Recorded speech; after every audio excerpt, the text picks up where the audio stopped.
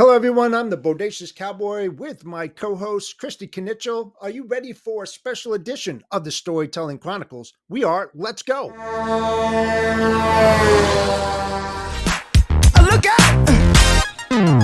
Pop, pop, it's showtime. Showtime. Showtime. Guess who's back again?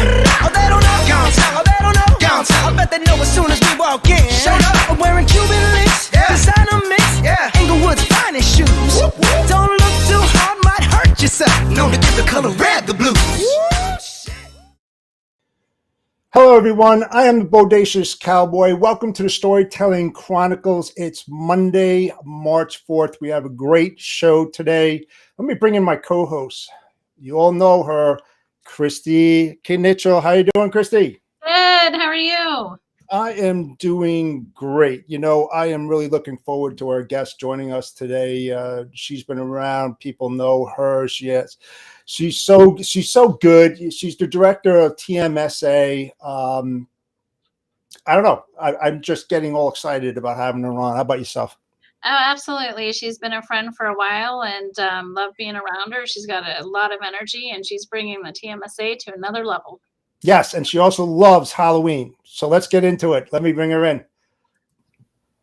Hey, Jen, how are you? I'm good. How are you? Welcome to the show. Thank you for taking the time out of your busy day to join us today. Tell everybody who doesn't know who Jen Karpus Romain is.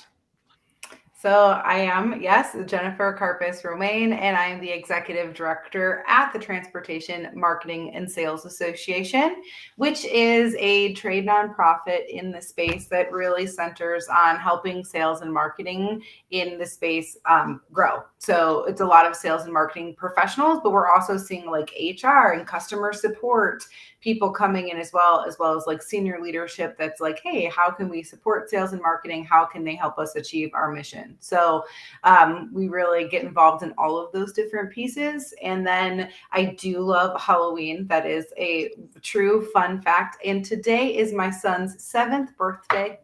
So happy birthday. Yes, he's at school. And I checked with his teacher that his cupcakes did in fact make it off the bus and into school today, which I was very concerned about. Well, that's good. There you go. I got to ask you this question, Jen. Mm-hmm. How did your son's get together with his girlfriend go? Oh, it went very well. He took her on his first date like a week and a half ago, and we took her to an ice festival with us. And so it went well. And she was also at his birthday party and like introducing herself to all of his aunts and uncles and stuff, making sure that they knew which girl was in fact his girlfriend. So Was he all dressed up? He did. He wore a button-up shirt. Nice. So you did. You're a good mom. I'm telling you. It was something else. Yeah, they've been, he turned 7 today, but they've been together since kindergarten. They've been together. They celebrated like last Valentine's Day was like right after they started dating. So I don't know. I mean, they're not even in the same class anymore, but yeah. He's a year in. So that mean marriage coming up. Yeah, I guess. I mean, I told him, you stick with one girl until you want to move on. But right. You don't have to commit in kindergarten. Like it's okay, but he wants to. And I'm like, okay, whatever. So it's not unheard of though. It's not unheard of. I actually have a friend real quick who was born in Valley Hospital in Westwood. And his mom was in the same room with his other mom and had a girl. So they were in their bassinets. I'm not kidding you, right? Way back in the 60s. And they're married now. I'm not kidding you. That's crazy. It's unbelievable. I mean, I don't know anybody ever. I've never heard that story where they were born on the same day. They were in bassinets next to each other and they got married. It's crazy. Yeah, that is. It's absolutely crazy. That is very crazy, I will say. And hey, we have a couple guests I see up there, Monica and Alfredo. Awesome. Thanks for joining. Yeah, thanks for joining. Sorry, hey, Jeff. No worries, no worries. So Jen, the podcast is about empowering women into logistics. Tell everybody your story. How did you get started? I mean, was this the career that you wanted to get into as far as marketing and sales? And how did you end up to where you are currently? So no, I mean, my story, with as many others, had a very like kind of path. I started my career in journalism, and as most every journalist goes, I wanted to write for the New York Times, as everybody does.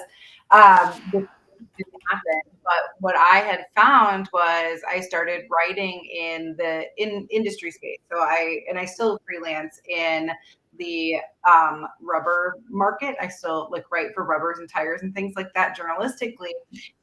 But I just really found a path here. And one of the things that I found most interesting, that I think that in terms of when we're talking about how do we empower women, how do we get people involved, or just in general, how do we get people excited about the supply chain and the space, is there's more than just one path or one job or one thing to do here. And as a more like creative brain, more the journalistic marketing side person that came in, I love talking to college kids or even high school kids about, hey, like there's a whole path in industry where you can be creative and you can do those roles because you're just not introduced to those things in the same way.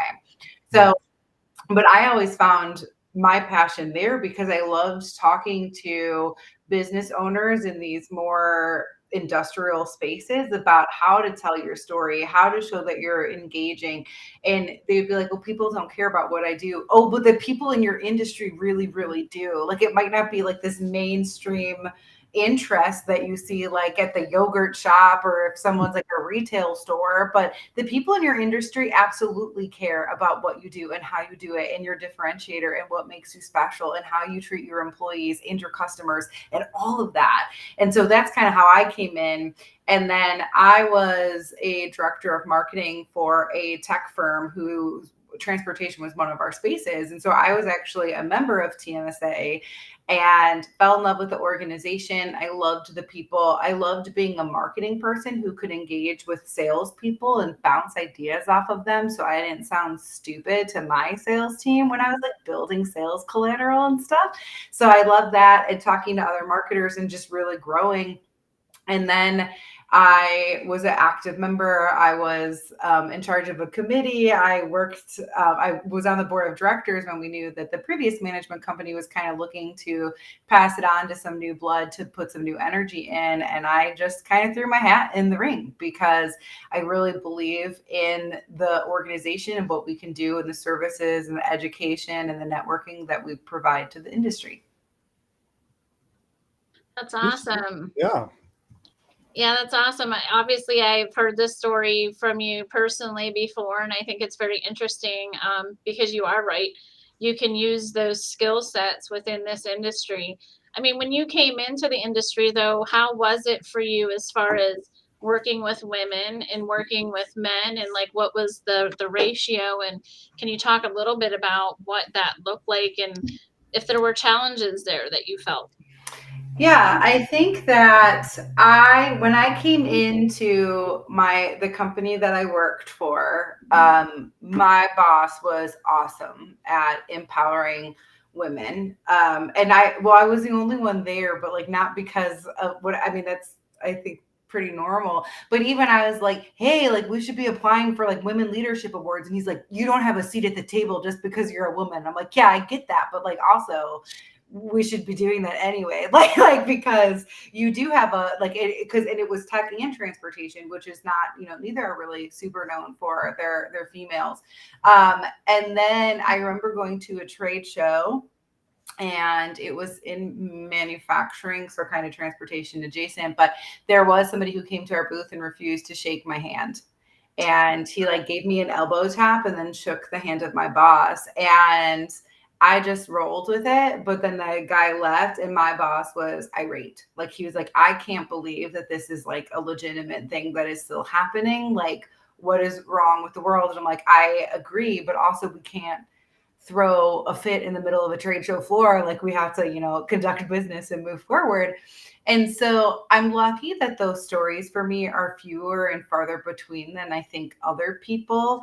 I've always had it somewhere in myself to be a force and to drive forward. I've definitely worked at places that didn't respect younger people or women and forcing them to do it anyway. Like, I'm not going to allow someone to talk to me like that. And so this is the proper protocol with how we will engage. And I don't entirely know kind of like where that came from or how I was able to do that, but it was something that I learned as I went, the right ways to do that or how to do that. But like I remember I worked at a place once and somebody like kind of snapped at me like you would snap at a dog that you need to like have them move towards you.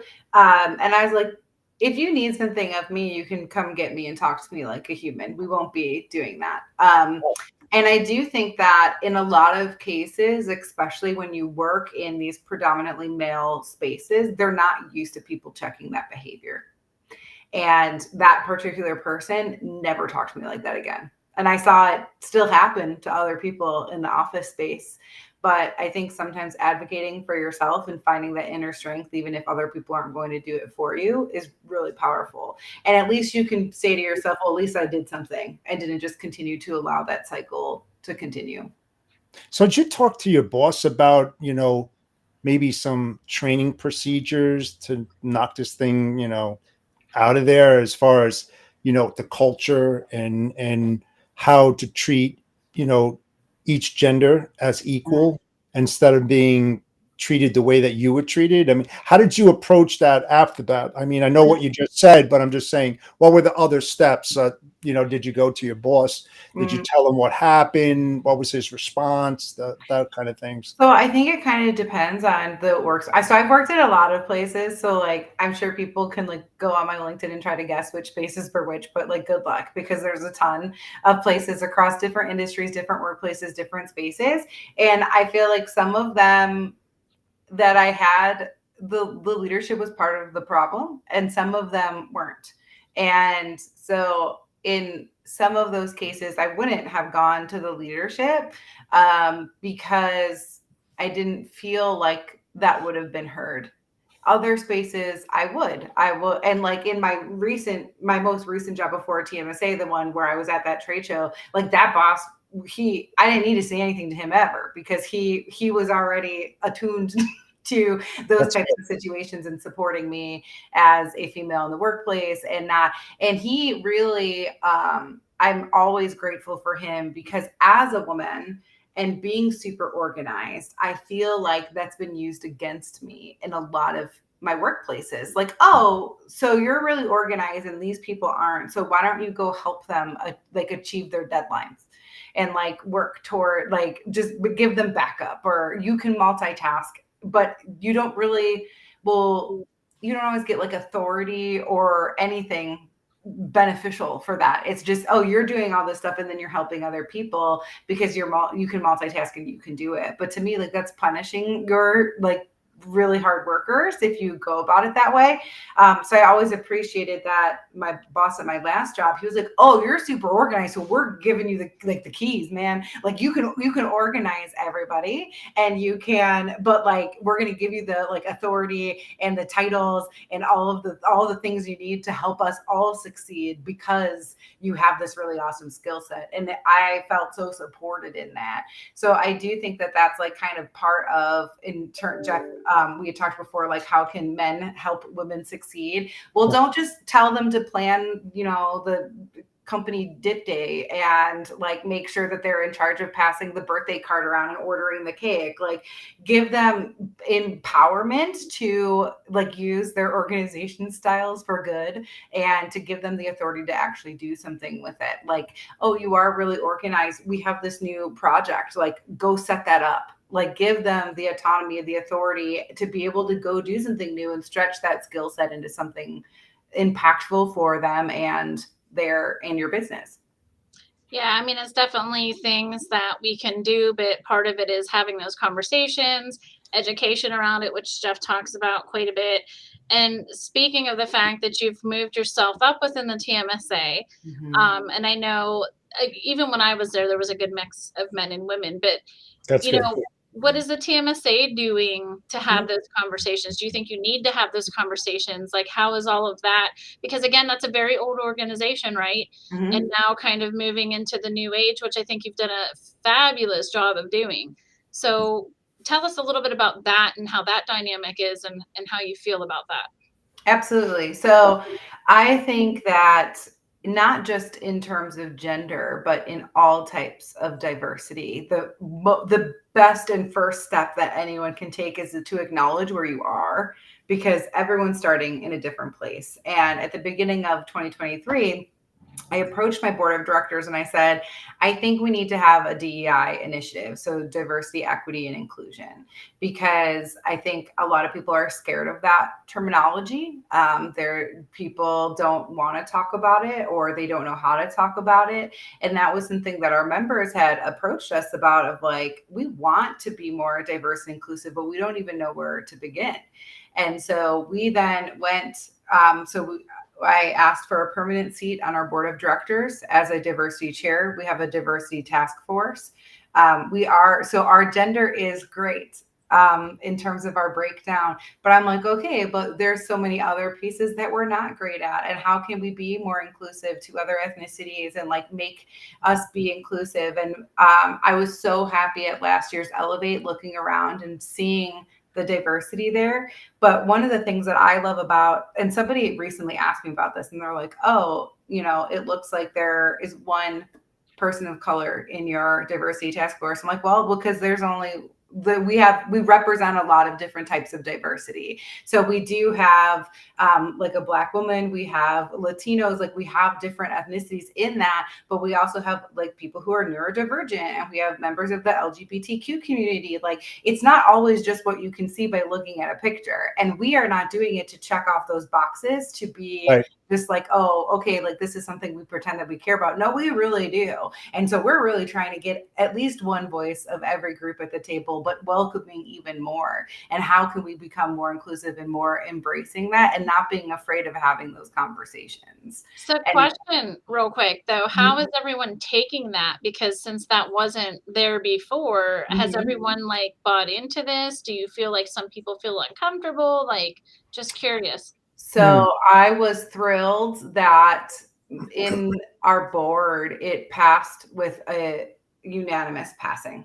And it's the tricky part isn't about whether we should do it. It's just, okay, is this piece of, does it continue to fit in the overall mission and vision of the organization? Like, it's more of like a business standpoint, but it absolutely does, because our mission is to be the preeminent resource and networking space for sales and marketing professionals. And when we talk about that, like,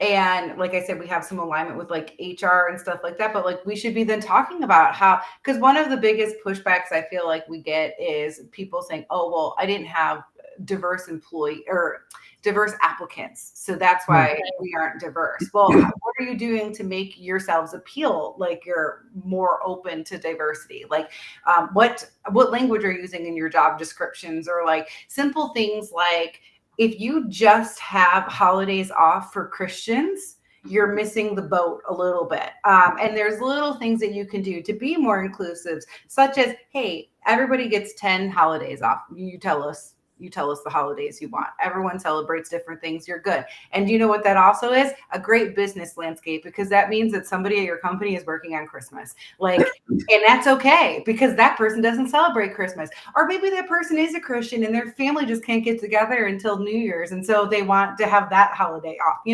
But, and that was something that happened at the company I worked with before. And I loved it because it gave people the right to celebrate the holidays that they wanted, but we also just never closed. Like, there was somebody that was always there. So when you hear like those business owners that are pushing back, like, oh, well, we can't do that. Well, why?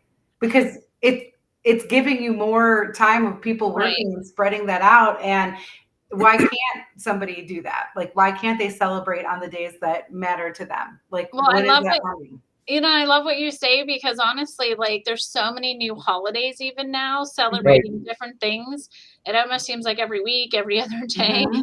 But so again, sorry, Jeff, but I'm gonna No, ask her a little bit further here. So with go. that being said, like how often are you seeing these people though take different holidays than what normally would be taken? Like, are you seeing that change? So, yeah, I do. I mean, I think it gives people the autonomy to do that and to take the holidays that they believe in and to also just feel good about that. And Hmm. sometimes people are like, oh, I don't know. The conversations are uncomfortable. So I don't want to Right. have them. Okay, well, why don't you, like, part of that is then creating an environment that just is inclusive so you don't have to have those tough conversations. So, like, one of the things that I always like, something simple is like letting people pick out their office chair. It could be a plus size person that just needs extra support. Maybe you have a really skinny person that has a back problem. Like, you don't know what people's medical or Right. personal lives are, but having to be somebody who then has to ask for that can be really uncomfortable. But if you're just like, hey, these are 6 different office chairs you could pick out, they click a button and then the chair that they want, or maybe somebody does want a standing desk as opposed to a normal desk. Like, there's just little things that you can do. Or I even so I at Women in Trucking last year, I did a presentation on this of like how you can get real results in being inclusive, even if you're not the HR manager, because these are some of the things that you can do. Or something simple like, if you think about, so Christy, you're a business owner. Like, how often do you have people sitting at the seat that's like sitting across from you right now? Not too often. Okay, well, say you did have it often. Like, how comfortable is that chair? It's Like, not, and I can tell you, we wanna replace them, but since we're moving buildings in August, we're not replacing them right now, but it will be more comfortable. yeah, which makes sense. But like, especially if you are like an HR director and Right, you have to have these like tricky conversations, like how comfortable is your guest chair? Because it should be like the most comfortable chair that exists. right, that's a good Because point. that will automatically like make people feel at ease. And there's, so it doesn't have to be like, oh, you have to launch this huge initiative. It's just little things that can go a really long way to make people feel better about the experience. So do you do surveys around that though, asking your people that, or are these just ideas you guys you or the team comes up with and you're like, "Hey, let's implement these," or do they have a say in it? So we launched our task force last year. So we're still kind of in our infancy of building up what we can do and how we can do it. We're on like the final stage of being able to launch that part of our website. So we've had little things go on, and we actually, like, at Modex next week, we're trying to do a diversity training for people that want to be, that are there. We've been building the collateral around that. I did do that presentation at Women in Trucking. We've done a couple like LinkedIn Live type things that talk about it. And the surveys and things will come. Like, that's all something that as we grow and get more sophisticated. But I just think that there's so much, they're just those little things that can really empower people, and then you can get more sophisticated. But I will say, like, surveys are great. And if you like, yes, like maybe you want, as an HR team or a business owner, you want to take one step forward and you're like, which one makes the most sense for my team? Absolutely pull them. But my biggest advice is, like, make sure that whatever you're polling for, that you are in fact willing to implement it. Because too often we see, like, we ask our employees what they want or need, and then we're like, oh, but we can't actually support that, so we're not going to. And then you just feel like, what is the point of voicing my, if no one? Right, Yeah. right. One way I got around it without, tagging a specific individual is that I got an ergonomist in there that looked at everybody's desk and how they worked and the chairs that they sat in and the way they held their hands and their elbows and posture setting and everything. So if a chair indeed needed to be changed, they would do it. And then people be looking like, wow, you can get whatever you want, because a comfortable employee is a productive employee. They're going to want to work more. They're going to be sitting in that chair for long periods of time, especially if you're in logistics. You're not going home for, the 9 to 5. You're going to be there probably from 7 to 6, maybe 7 o'clock at night. But, there are workarounds. to make everybody feel equal. And the saddest thing about this whole thing is, why the heck do you have to have training to find out how to treat people equal? Mm-hmm. Just think about how sad that is. You know, I mean, we're all human beings, whether we're female, male, it doesn't matter. I mean, we're human beings. We have feelings, we have empathy. Right. Hopefully, most of us have that, right? And it seems like you either have it or you don't. I mean, you know, it's like the culture when you go into these offices, and it's full of cancer. It spreads wildly. You know, a woman walks in there, and as soon as she goes through the front door, she's going to get that feeling. It's going to hit her like a ton of bricks. You know, when you start walking through the offices, if she listens with intent, she'll hear male conversation, female conversation. Those things happen. And it's so critical, you know, in a business operation, to make sure that the branding includes that culture and how to be inclusive and how to train these people and what they can expect. And especially the really good businesses out there that have a thing called safe rooms, where women can go in there and they can vent their opinions on something and know that when they step into that office, they're not going to have any repercussions or retaliations or anything like that, that they can get things off their chest, you know. And even a male could do that too if they're unhappy with what a female said. I mean, it goes both ways. Mm-hmm. And I see that more than often. Do you talk about that, Jen? You know, as far as the marketing and the branding of a corporation and how important that is, so that both sides feel, you know, welcomed. Yes, I think it's incredibly important. I think a common mistake when we talk about brand or branding is that those conversations are had in a silo inside of marketing. And while your marketing team can own it and be the driving force behind the brand conversation, everyone that's involved in your business is part of your brand. And that's especially true when we're talking about our forward facing people. So sales, marketing, customer support, billing, and understanding how all of those people are having conversations with your customers is incredibly important. And then the other piece of that is, so if you have safe rooms or safe concepts, or these, we are equal opportunity in a real sense, and these are the things that we're actually doing to achieve that, how then is your HR team or your marketing team or whoever's in charge of your social media or however you're recruiting, how are they getting those messages out? And it's really important that whatever you're saying your company is doing, that you're actually following through with that. And I feel like that's like where all these connections or disconnections are happening now, because, okay, marketing's in charge of social media. We need to have some recruitment posts on here. We're going to say we have this policy, but then maybe do they actually have that policy? What is that? And so everyone has to be really involved in understanding that. And I do think how you approach diversity, equity, and inclusion are things that people are caring about, or even just the younger generations care more and more and more about what you care about as a company. Like your sustainability, your community give back, what organizations are you supporting? And so putting that stuff out into the ether is good too. But again, you better believe that you're actually doing that. And then one thing I do see companies do is like, oh, instead of a holiday gift, we're going to donate to an organization, which A, is fine, but you should give people the option if they want their gift or not. And then two, give them options of where that money will go.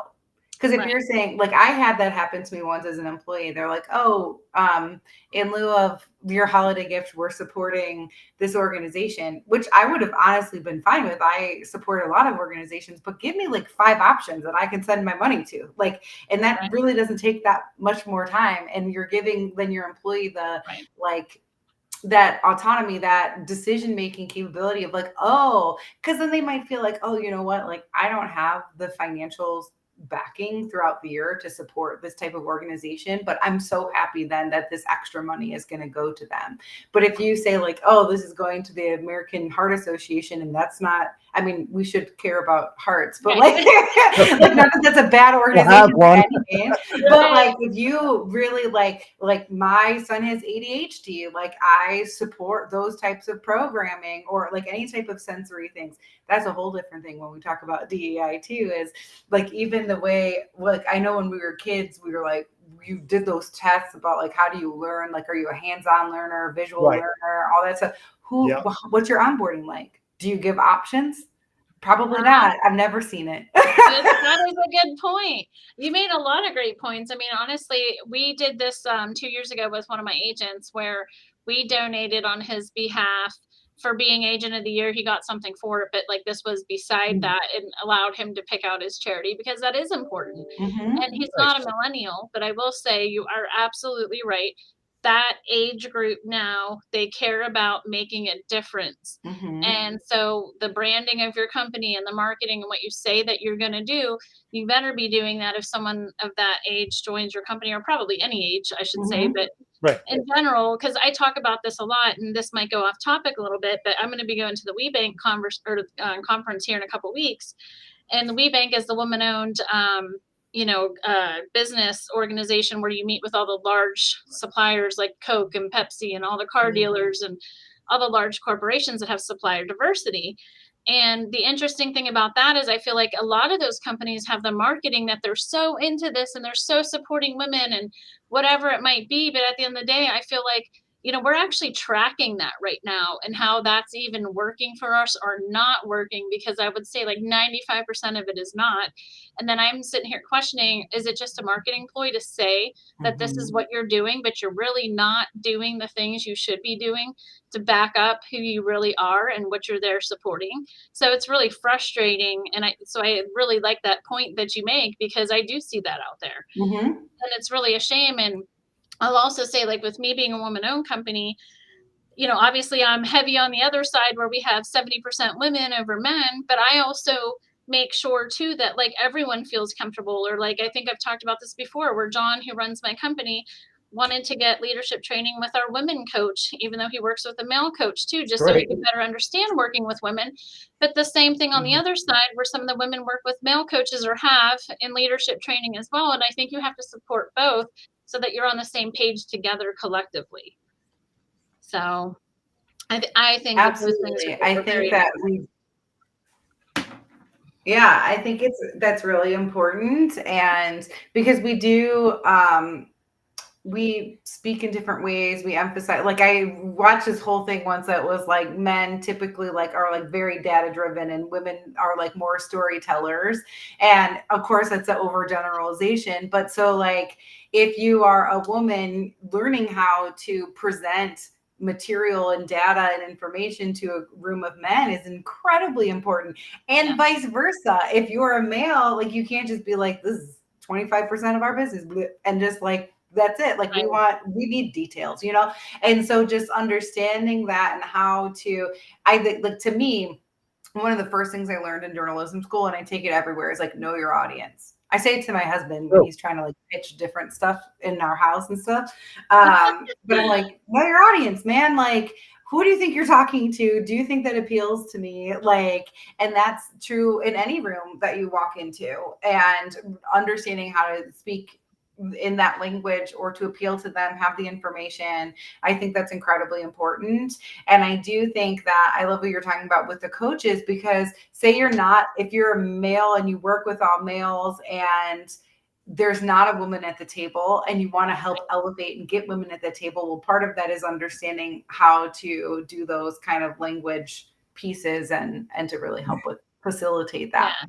No, I agree. I think with bringing more women into and elevating them up, like we're talking about, right? Because the logistics space in general has gotten a lot more women over the last several years in particular, but not necessarily in C-suite. So again, I think it is making still comfortable on both sides. And again, that help and support from the male side in particular, making sure they feel comfortable and helping them, making sure they have a voice. Some women have no problem with that voice, right? And they speak right up. I was one of those quiet ones, to be quite honest, for a long time until I spoke up. But again, it is about feeling comfortable and confident, which I think is huge. So absolutely. So Right now, our sponsor, Freight Validate. Have you heard of that, Jen? I have, because I watch your show. Oh, excellent, excellent. And Good thank you answer. for doing it. Yes. Yeah, Dale is a good friend, and I'll tell you, he has so many innovative solutions. It's unbelievable. I think he's a trend center. Check this out. Introducing Freight Validate, revolutionizing identity and compliance verification for shippers, brokers, and motor carriers with cutting-edge technology. Now, experience the power of voice-activated information retrieval with Siri and Alexa. Hey Siri, check Freight Validate. Sure, what's the MC number? 387211. The company Direct Expedite LLC is a broker and is freight validated. Company ownership has completed facial recognition verification.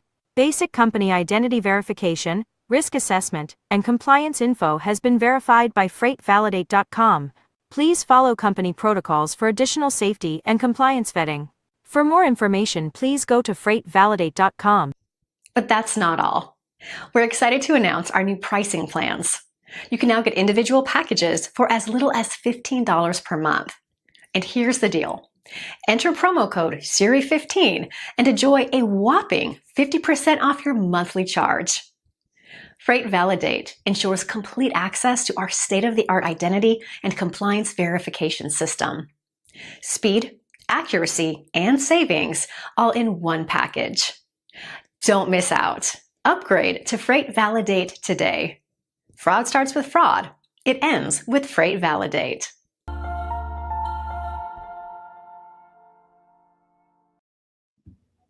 Yeah, so if you're interested in learning more, look up Dale Prax.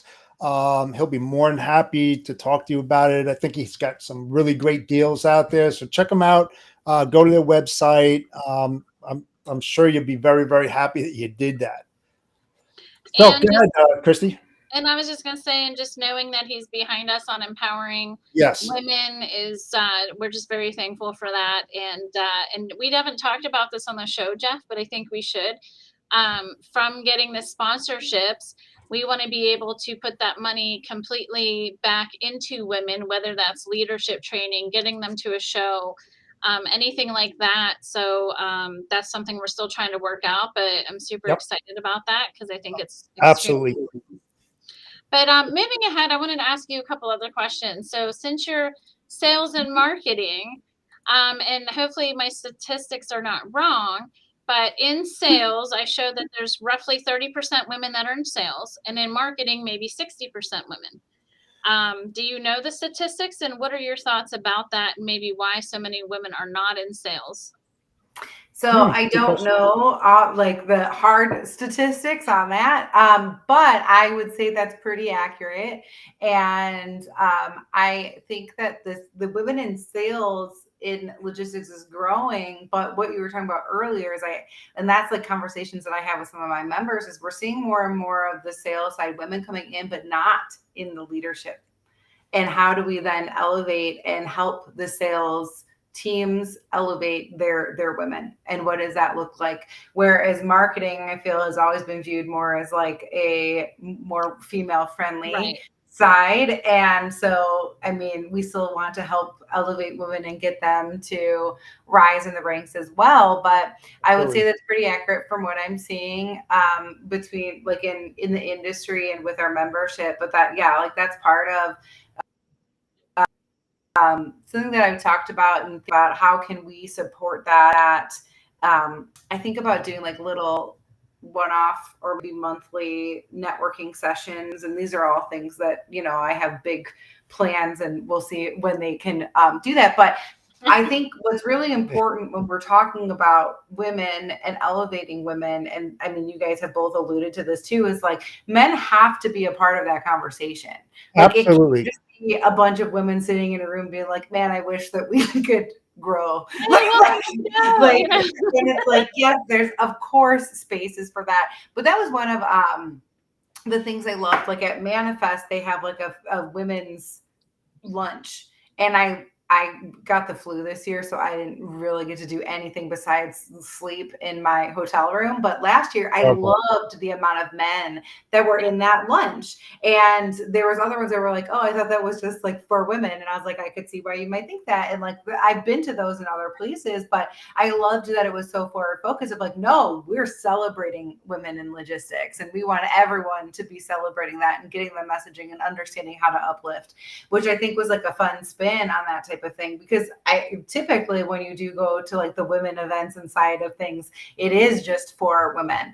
And that's something like at TMSA, we've talked about, like, we've been toying around with like, do we launch certain groups? And then how do we kind of show the distinction between, okay, like this is for that group of people to come together and discuss their plight and what they're going through, versus then, no, now we have this community that wants to support that group of people, whether it's gender, ethnicity, or anything, you know. And because I think that those are two different things, and you of course want to give space for people to feel protected and safe and to say the things that they want to say in their environment, but then also how do we support them if we're outside of that? And that's something that I think we as individuals don't always think about how diverse we are. I know for an incredibly long time, I used to just think that diversity was the color of your skin. So I was like, oh, I'm not diverse because I'm white. And that's, you know, the typical standard. And I was like, oh no, but I'm a woman and I am a young person in business. And as I grew through the ranks, like being a younger female voice isn't always the easiest thing, because you really have to fight for that space and for people to trust you. I remember one of my first professional jobs, like, I was a woman and I wore big bows in my hair and I had tattoos and I was, you know, everything that they probably didn't want to hire, but I did well in my job interviews. But like that, and now I refuse to hide those things because I remember so specifically my dad being like, "You didn't get tattoos because no one will hire you," and I'm like, "Well, I wouldn't want to work There's no anywhere." bearing on it. Listen, my dad said the same thing. So my tattoos were in places I could hide. And now, I mean, I respect my father, rest in peace. But now I'm like, okay, I can be more of myself now because it should be accepted. I'm still the same person Right. at the end of the day. So, Hey, I got a question for you, Jen. And I think Christy heard this on Friday night. I just want to get your reaction on this. So this woman goes in for an interview, and the first question that she's asked, why are men better at sales than women? yeah. That was like the question she was asked in her and was the job a sales role? I think so.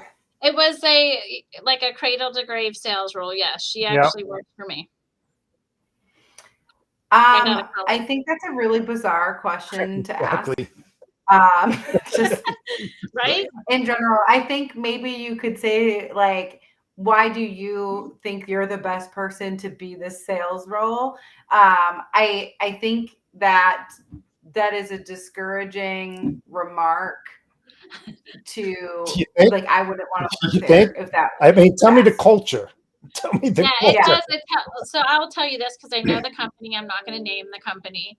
But I will say that it was definitely the culture of that company. And unfortunately, a lot of these companies that have a cradle to grave operation have that fraternity, you know, type about them on the floor, because a lot of times those type of brokers, for example, are male coming right out of college. But I can tell you right now, my top salesperson has been a woman the past couple years. And she has like doubled some of the other salespeople that have been here. Now they're trying to chase her. So again, I think part of it is like, I don't think a woman would even feel comfortable in that culture, to be quite honest. Right. It's a bullshit question. It really is. I mean, you know, it just tells you what kind of culture. This is a male dominated industry. You know, are you going to work with, you know, a majority of the men being sales guys, you know, the sales team? That's what it tells me. That, you know, it's like Jen said, it's so discouraging. It's like, why do I want to work in this kind of environment? You know? Yeah, like it would make me feel like you think that just based on my gender, I'm incapable of the job. Now, if somebody said, you know, we're a male dominated industry, like male dominated industry, we mostly have men on our sales team, but we've realized that women have a great skill set and we want to learn how to be better. And we're hoping that you can help us evolve in the change. That would be different to me, because like, I do think that like stereotypically, like men typically have more like natural confidence. Like women, like Chrissy, you said, like I was a little quieter. I needed like, so women just might need more coaching on some of that stuff. And like on the same thing, like men may then overpromise or oversell, or like everyone needs training to be the best that they can be, and it just might look differently.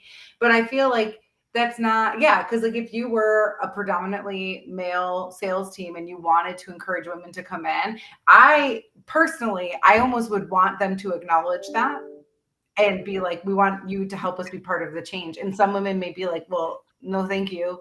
Like, I don't want to do that. Right. But some would be like, okay, well, at least they're being open and honest and want to change, and they're trying to figure out how to do that. And I think, you have to figure out your way with that. But no, being like, oh, clearly men are better at this than women. So like, why do you think that? And like, why are you applying for this job? Seems kind of like. And I feel like that's probably because they don't have any women, So at the end of the day, if you did, I think they would be superstars. Yeah. And the other thing too, because I know a little bit more than 20, 30 years ago, I think my rebuttal would be, well, what kind of policy do you have in place since you're just starting up this new role? You want women to get more involved. How are they going to interact with the men? So far. I mean, you could dig into that so far.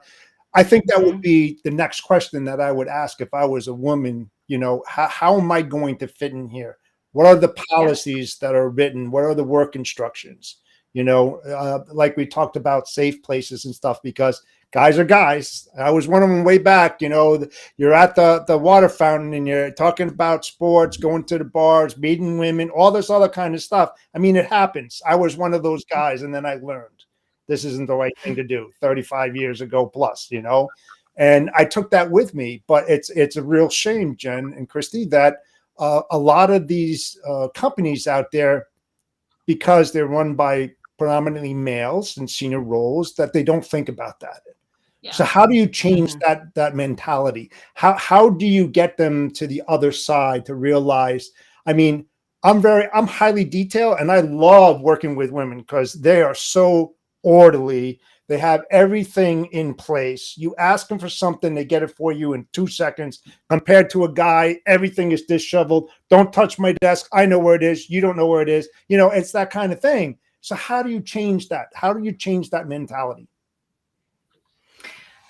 So it can be tricky, but I do think it's a level of respect. I don't like to generalize people, but I do feel like in the cultures where women don't feel welcomed, a lot of it is a culture that doesn't respect women. And that is step one, is like, yes, a woman is not just for your gaze. She's not just there to, look a certain way for you. She is there to work and to be an equal. And I think that can be hard to break through in some cultures. But it has to start from the top, or at least have somebody that's willing to talk to the top. And there's all types of soft skill training that you can do. I actually love that we are working in an environment and a culture now where soft skills are viewed almost as equally as those hard skills. So for sales and marketing, especially, like, you can teach someone how to sell. Like, and Jeff earlier, like, oh, we should have empathy, or most people, not everybody does. Right. But if you have empathy, like, you can teach the sales. You can't teach, like, it's harder to teach someone to like care about another person or just have like basic humanity. But I do think that as we grow and as younger generations are also coming into the workplace that just aren't learning all of they aren't learning how to talk on the phone, or I read this book and it was talking about how the first job out of college is their first job, period. And I think about working at the local donut shop that I worked at for like 12 years of my life, and all of the crazy customers that I met and how to deal with them and how to like balance working by myself and working with my coworkers and working hungover and still being nice to people and just like generally not being a morning person, but having to like be kind at 6 a.m. Like those skills are really hard to learn. And when I came into the workplace, I came into the professional workplace with them, or even like talking to an adult that's not my mommy or daddy. Like there's a lot of like people who just, if it's not their professor or their parents or someone in their family, they just don't have that experience because they've never worked in an environment. And so it is maybe harder, but if you think about that, okay, like they're not coming in here and doing some of these things that I don't like because they're lazy. It's because they don't know any better. Yeah. And so now we have to Makes sense. like think through that and build those soft skills and explain to them, hey, no, you can't be on TikTok all day because then you're not doing this or that. And of course, some of them may be lazy, as every generation has lazy people. Like this isn't new. Some people are hardworking and some people aren't. But if you take that extra time to really like sit and get to know the person and use what they have and help them through and help them navigate, because it's probably really over. I mean, this industry is really fast paced. Oh, And like, it can get overwhelming. And so just really thinking through that. But like that was like a game changer mentality for me when I was like, okay, what is everything I learned before I stepped into my first professional job? Yeah. And if I had none of those skills, what type of employee would I be? That's a really good point, though, to be that quite is. honest, because I had 2 and 3 jobs before I worked for my dad. I even worked a second job when I worked for him. And Mhm. to be honest, like you said, working with people, and sometimes it's learning it in that environment, and not all of them are going to be good. I will say No. one thing we didn't have though was social media. Now social media has its pros and True. cons, but I will say from a pro standpoint, there is a lot of information out there that they have access to now that we never did, which hopefully Mhm. is another way for them to get that skill set. But you are right. Like a lot of those students now are coming right out of college into their first job and Yeah. not having that skill set that say we all had growing up. Yeah. So And how they about also teaching then, that? How about teaching that in college? Because well, right.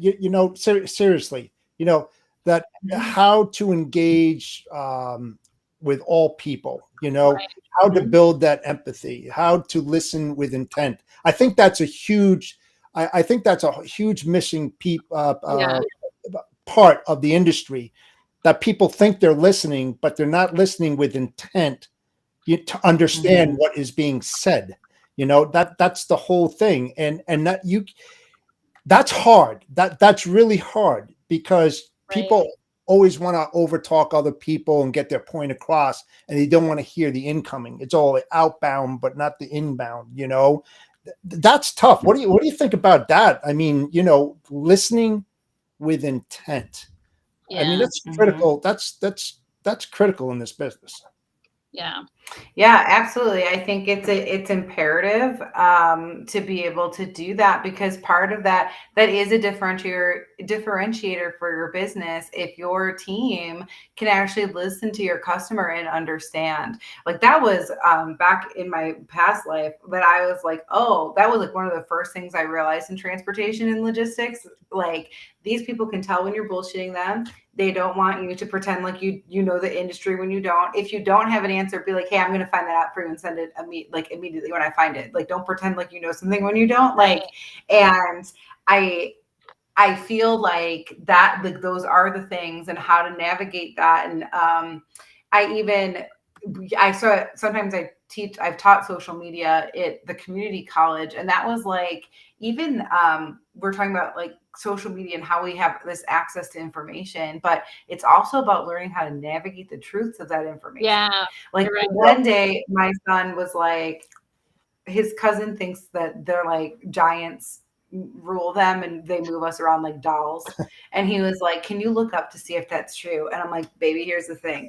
I guarantee you I'm going to find some article on the internet that's going to say that's true. But I'm like, can you touch your nose? And he's like, yeah. I'm like, can you touch your shoulders like this? And he's like, yeah. I'm like, can you do jumping jacks? And he's like, yeah. I'm like, no giant is controlling you. Like, you have full control over your body.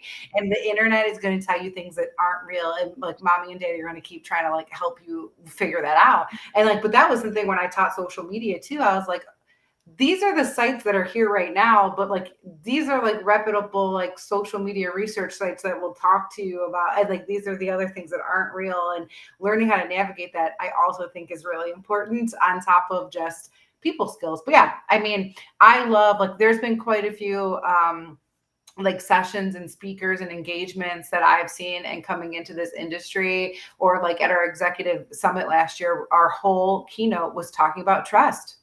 And we all saw how many employees found out they didn't have jobs because of LinkedIn and not because of their companies over the past year. And that's really, really hard. And I think that building that trust, and like with access to information too, like people see that and then they have a distrust. And as leaders, we have to show them that they can trust us. It's not implicit like when we started at our jobs. Right. Like we had a healthy like fear of authority. Like these people coming in don't necessarily have that. And it's not because they are bad. It's because they have seen a lot of things go awry. And so they're cautious about committing to this role in this company and really giving it your all. And it's our job as leaders to show them and to take that extra time. And we shouldn't just be like, they should know that. Well, I wanted to ask you too, because we're going to be coming up to the end of the show, and it's been great listening. But could you give our listeners one piece of advice for males in the industry and what they can do to empower women, and one piece of advice you would give women? Mm-hmm.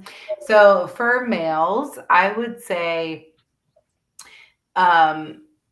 be at an inclusive workspace and actually engage and listen to your female employees thoughtfully. Don't just like, I once had a boss that'd be like, how's your day going? I'd be like, terrible. And he'd be like, okay, great, have at it. I'm like, you're clearly not listening to everything I say. And I would just like even if it was a good day, I would just like make stuff up. He would say. But so like some things like that, and think about, okay, like how can we empower women? Like, what are your answers? Because there's nothing worse about somebody who is trying to help empower somebody else and putting words in their mouth on how to do that. Like, I am a woman, I can speak for women, but I am so many things. I'm not so many other things, and I can't speak for them. I need help from those communities to uplift that message and tell me how to amplify that. And then if for women, don't be afraid to then be that person. Like, you can talk about your life and your story. I feel like for me, for a really long time, I always thought that other people had it worse than I did. So I should just put my head down and not bitch about anything. But like, that's not true. Everybody has their own trauma and their own stories, and we all have a piece of the puzzle, and we should all be able to say what we want and help things move forward. Well, awesome. I really appreciate that advice, and hopefully they all hear what you're saying and put some actions in place. Yeah, absolutely. Jen, thank you so much for taking the time out of your busy day and joining Christy and myself here. Would love to have you back in the future for sure. Absolutely.